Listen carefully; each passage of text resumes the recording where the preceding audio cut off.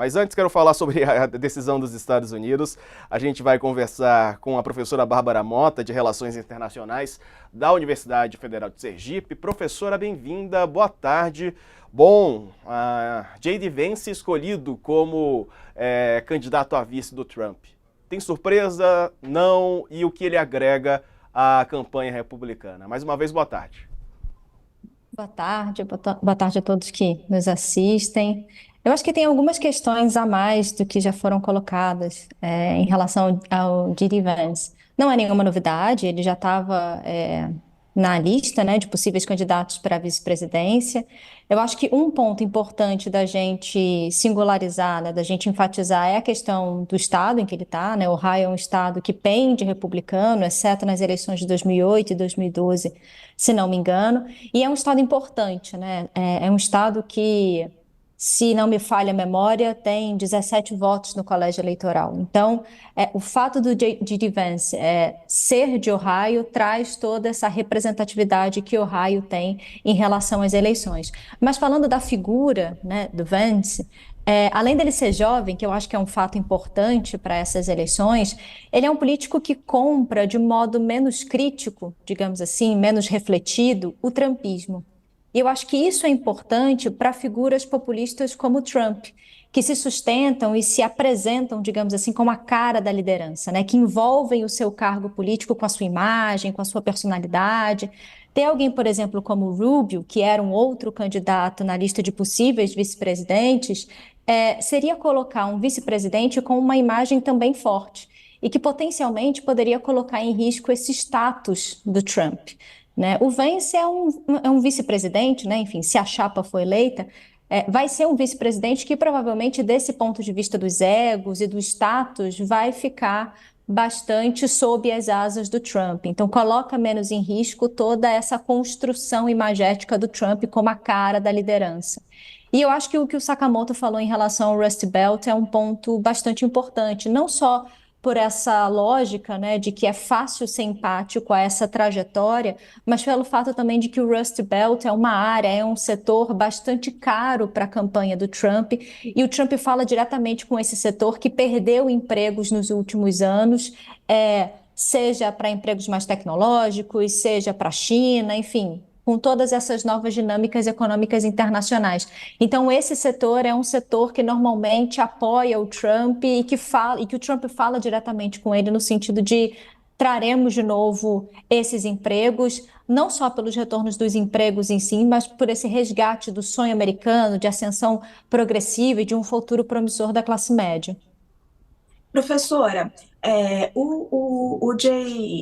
J.V. Vance, ele pode ser encarado como um sucessor de Donald Trump, porque políticos populistas, eles geralmente não gostam de deixar sucessores, de criar sucessores, eles têm essa dificuldade, eles não largam o osso, vamos colocar assim no jargão bem popular. Pode-se ler essa indicação como Trump nomeando informalmente um sucessor ou não? Eu acho possível, mas não me parece ser o principal nome como um sucessor para o Trump. Eu acho que um sucessor vai ser inevitável em algum momento, retomando a lógica das idades, né? Tanto Trump quanto Biden já têm uma idade um pouco mais avançada e em algum momento vão ter que se afastar da vida política, pelo menos do ponto de vista de se colocar em cargos eletivos. Né? Mas olhando para o que é necessário para um candidato populista de extrema-direita, que é essa imagem forte, me parece que o Vance ele tem menos esse traço do que, por exemplo, Mark Rubio. E aí, claro que para a gente bater o martelo e dizer, bom, J.D. Vance pode ser um futuro sucessor do Trump vai depender muito de como ele vai desempenhar enquanto vice-presidente durante, enfim, um possível segundo mandato do Trump. Mas se a gente for pegar um pouco do que vem acontecendo nas lideranças populistas, pensando no Brasil, pensando em outras localidades, normalmente essas lideranças não gostam muito que os seus vice-presidentes se apresentem como lideranças fortes e esses vice-presidentes acabam não se concretizando, digamos assim, como possíveis sucessores. Bárbara, boa tarde, Sakamoto aqui. A escolha do Vance acaba aumentando a já insuportável pressão para cima do Biden para desistir e entrar candidatos mais novos na chapa? Eu acho que não aumenta a pressão para o Biden desistir. Eu acho que não por esse sentido. Eu acho que a pressão para o Biden desistir é muito mais em torno da imagem do Biden do que por conta do Vance, por exemplo. Mas, de fato, pode apontar para candidatos mais jovens.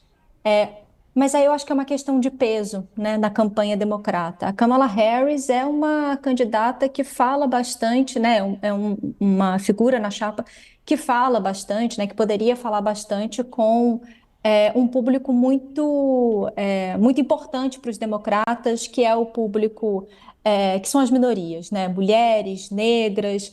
Então, eu acho que pode ter esse aceno, mas eu, enfim, não leria o Vance como um fator de pressão necessariamente para o Biden. Eu acho que as pressões estão muito mais pela performance do próprio Biden do que em relação ao vice-presidente do Trump.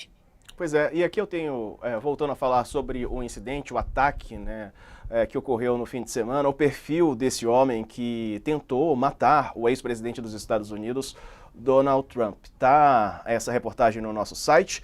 Tem muita gente se perguntando se ele era conservador, se era isento.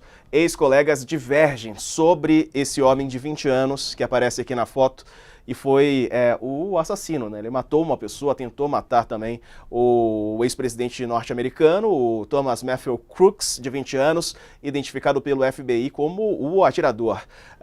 Ele era conservador, segundo o FBI, e colegas de classe estão em choque desde o dia do atentado. Max Smith fez um curso de História Americana com Thomas no segundo ano. Ele lembrou que o colega já fez declarações políticas, mas nenhuma delas traz o motivo de ter tentado matar Trump. Ele definitivamente era conservador, foi o que disse essa fonte, essa testemunha. Isso me faz pensar por que ele estaria envolvido numa tentativa de matar um candidato conservador.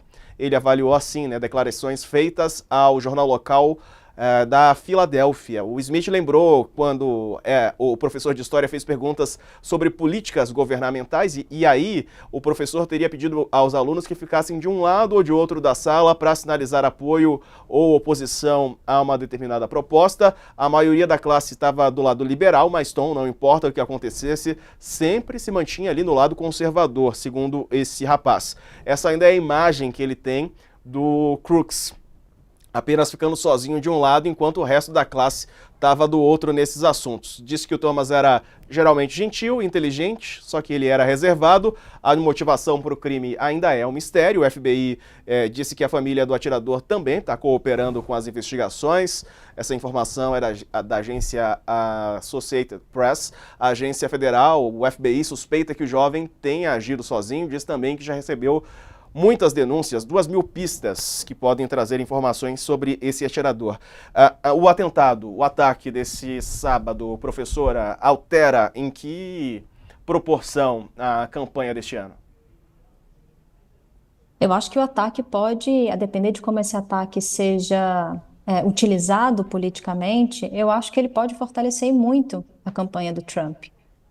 Principalmente por conta disso, né? Por conta da possibilidade do Trump se apresentar como um mártir, se apresentar como um outsider que é perseguido, né? Que vem sendo perseguido não só discursivamente, como agora fisicamente, né? Então, a depender de como a campanha do Trump se utilize desse evento, e a gente já viu algumas camisetas com a imagem do Trump com o punho erguido sendo circuladas. Então, não só o Trump pode se apresentar como esse mártir, né, como essa figura que vem sendo perseguida, não só na eleição passada, mas nessa eleição a perseguição ela ainda se eleva em tom, né, não só uma perseguição política, discursiva, mas uma perseguição física também.